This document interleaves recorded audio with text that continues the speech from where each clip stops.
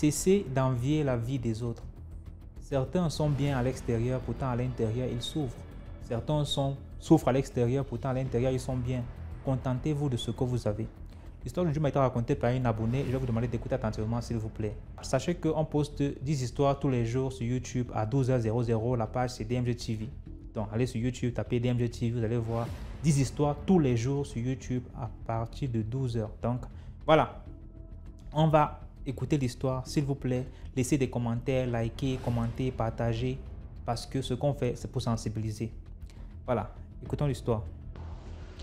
Bonjour DMG. Je viens aujourd'hui vous partager une autre histoire qui m'a été contée par une de mes belles-sœurs lorsqu'elle était étudiante et en même temps, elle travaillait en soirée dans la structure. Elle était étudiante pour pouvoir pallier facilement au paiement de ses cours en fait. Donc cette histoire aussi, j'ai tenu à la raconter pour pouvoir sensibiliser toutes les jeunes femmes qui sont très impressionnées par la vie des autres. Bon, voilà, mon histoire est la suivante.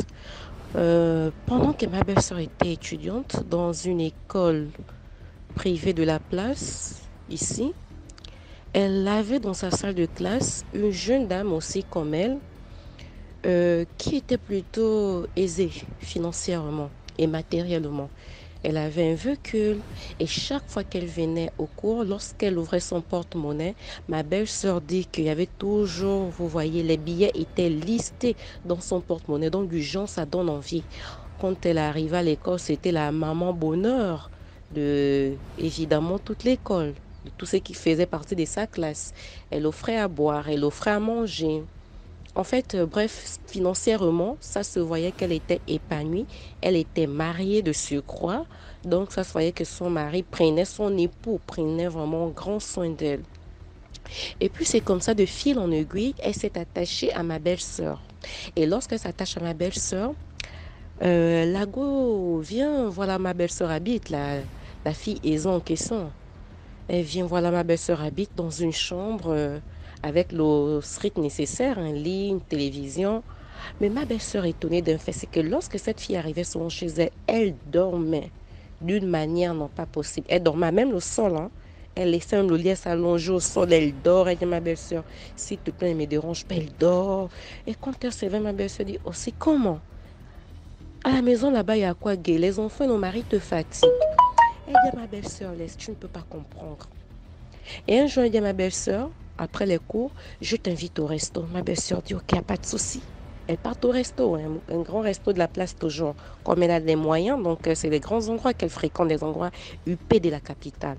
Elles arrivent au restaurant, elles sont en train de manger. Elle dit à ma grande sœur, ma belle-sœur, j'ai envie de te parler de quelque chose qui me pèse. Ma belle-sœur dit, il n'y a pas de souci. Elle dit, depuis que je te fréquente, je vois que tu es plutôt posée, tu es ouverte d'esprit.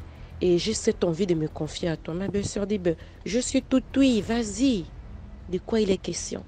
Elle dit à ma belle-sœur, quand vous me voyez là, faut pas suivre. C'est dur pour moi. Ma belle-sœur dit, comment ça c'est dur?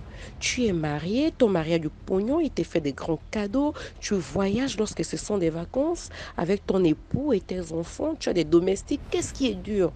Elle dit à ma belle-sœur, hein, laisse. Moi que tu vois là, dans mon foyer là, c'est compliqué.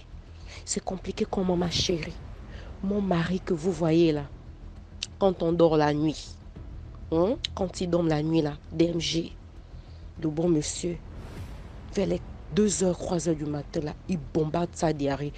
Quand il bombarde la diarrhée là, excusez-moi du terme, quand il bombarde ça, il défecte sur le lit là, ça vient crever la femme. Donc tout d'un coup, c'est sensiblement humide.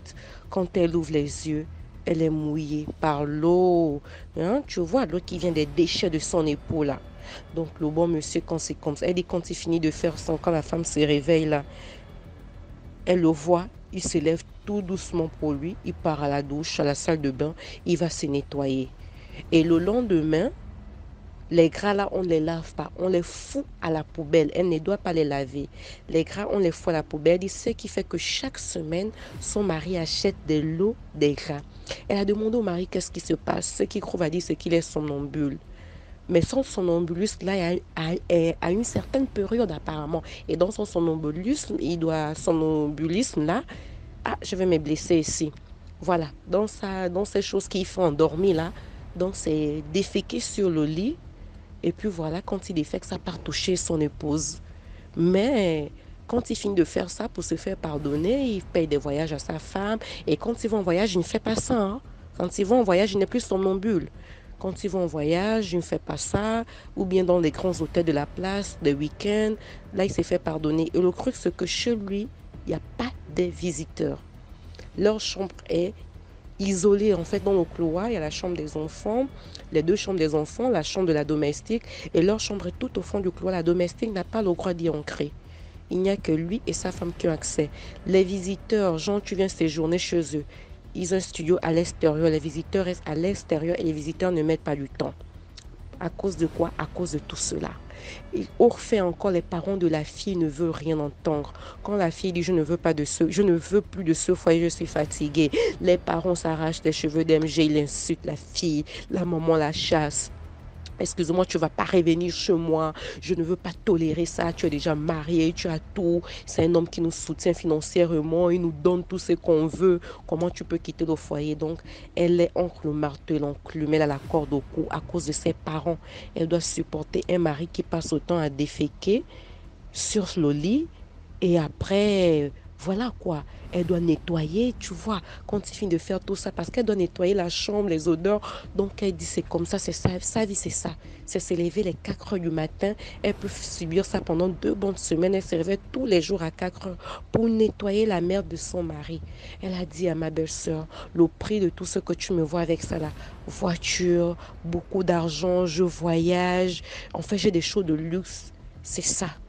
Je dois nettoyer la merde de mon mari tous les 4 heures du matin. Quand il finit de déféquer, c'est moi qui nettoie tout ce qu'il y a sur le lit. Les draps, je mets à la poubelle, mais le matelas, il faut nettoyer parce que le matelas même, il change de matelas presque tous les 3 mois. Ce sont les draps que quand elle finit, elle jette, mais il faut, tu vois, il faut essuyer tout ça parce que quand il marche là, ça, oh, dis donc, j'ai même la chair de poule, excuse-moi. Parce que lorsqu'il marche, ça coule au sol, ça coule, ça coule. Donc tout ça, il doit nettoyer. Imagine-toi, ce qui vient du ventre d'un adulte, l'odeur que ça. Donc c'est pour dire à mes jeunes sœurs, maman, ne soyons pas envieux sur terre. Si tu as vu, ma chérie, que l'autre a son petit ami, son mari, je ne sais pas moi, son concubin, qui lui donne beaucoup d'argent, bénis Dieu pour elle. Au lieu de, ah, si je pouvais grâce à... Non, non, non. Ça, place, ça, on te donne ça, tu ne pourrais pas supporter. Ne soyons pas envieuses dans la vie, n'ayons pas des gros yeux, n'ayons pas des grands yeux. Parce que derrière les murs, là, ce qui se cache, il n'y a que Dieu seul qui sait. Et moi-même, j'en sais quelque chose parce que j'ai mes propres expériences. Et je reviendrai d'ici là, partager ça avec vous. Parce qu'au travers de vos émissions, franchement, j'ai appris d'autres choses qui m'ont fait grandir. Et que Dieu étende sa main pour que vos émissions puissent aller de l'avant. Donc, likons, commentons, partageons, afin que la communauté puisse s'agrandir pour sauver plus de vies et sensibiliser plus de personnes. Je vous remercie. Voilà. Merci beaucoup pour l'histoire. Vous avez écouté l'histoire vous-même. Dites-moi ce que vous pensez en commentaire. Bon, les femmes, imaginez, c'est vous. Votre mari doit faire ça. Déféquer sur le lit et ça vous touche comme ça là. Et vous n'avez pas le droit de vous plaindre ou bien de dire à qui que ce soit. Qu'allez-vous faire? Dites-moi ça en commentaire. On se reprend tout à l'heure pour une nouvelle vidéo.